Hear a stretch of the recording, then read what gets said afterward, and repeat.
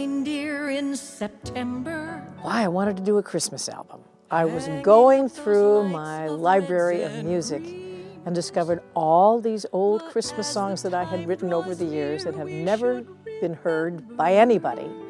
And then my favorite writing partner, Michelle Browerman, and I had just written what may be my very favorite Christmas song of all, which was based on a premise I had where I thought about, what if the angel came to Mary and she said no? I said, what would that be like? So I wrote a lyric and I sent it to Michelle, and she said, I think this is cool. And she sent me back this great Gregorian, strangerino little mini musical movie. And I thought, you know what? This needs to be heard. He told the maid that she would bear the Son of God, the answered prayer, that through his blood and heart's despair, he'd heal all man's distress. If Mary said yes. So the last verse should be decrescendo piano only, and go up the octave, Pat. Working in Nashville is very intimidating because the best of the best are here in Nashville. So many of the great musicians from New York and LA have moved here, and the home base of musicians here in Nashville is just astounding.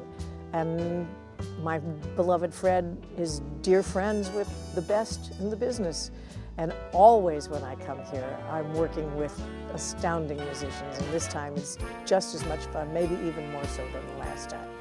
But I had to bring my courage up to say, can I be in the same room with these guys? And yes, I can. And I'm very pleased about that. The musicians we used on Amanda's album, Tommy Harden on drums, Pat Coyle on keyboards, Larry Paxton, who I always use on bass because he won't let me hire anyone else. On guitars, Jason Roller, who's the new boy in town for us. He's probably 45 years old, but he's fantastic. And Kerry Marks, who's one of my mainstays, and he's just a brilliant, wonderful guitar player. So 2 guitars and keyboards, bass and drums, and then we start to augment it later with strings and all the things we'll do.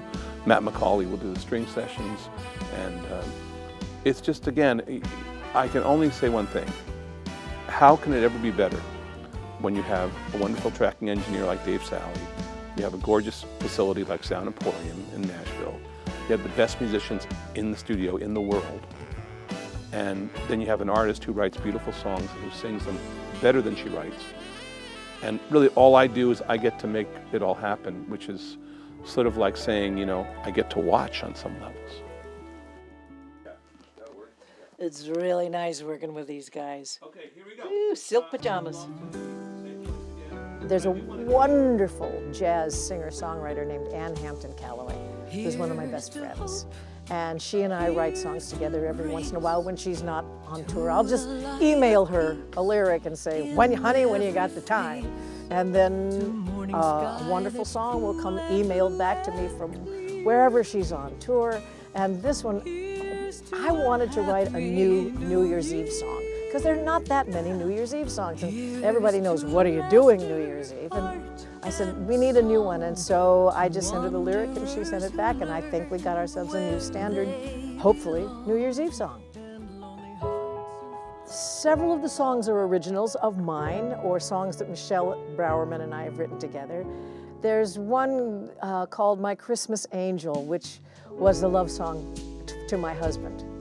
And I had called it All I Want for Christmas Is You, and then Mariah Carey decided to cut one called All I Want for Christmas Is You. So Fred said to me, no, you have to change the title. So I did, and now it's called My Christmas Angel, and it's a lovely swing ballad. And it seems to me like it could be a standard. Hopefully from this CD it will become a standard. Thank you, Mariah Carey. Thank you, Fred. I'm a musical storyteller, and most of the songs that I write, I call them mini movies, like little 3-minute movies. They have a beginning, a middle, and an end. And when I first heard Same Old Lang Syne, which is a wonderful Dan Fogelberg tune from long ago. It's a mini movie if there ever was one. And I loved it when it came out. And I listened to it, Fred suggested it, and I listened to it and said, can we change the gender? Will that work? And so we started playing with it and said, it's rather a man singing about a woman he's lost, a woman singing about a man she's lost. And it worked like a champ. He went to hug me and I spilled my purse and we laughed until we... That's going to be one of the favorite ones. I think we're going to do this soon, and I'm looking forward to that one. And hopefully that will open up its window to even more of an audience. So that's why I'm here in Nashville.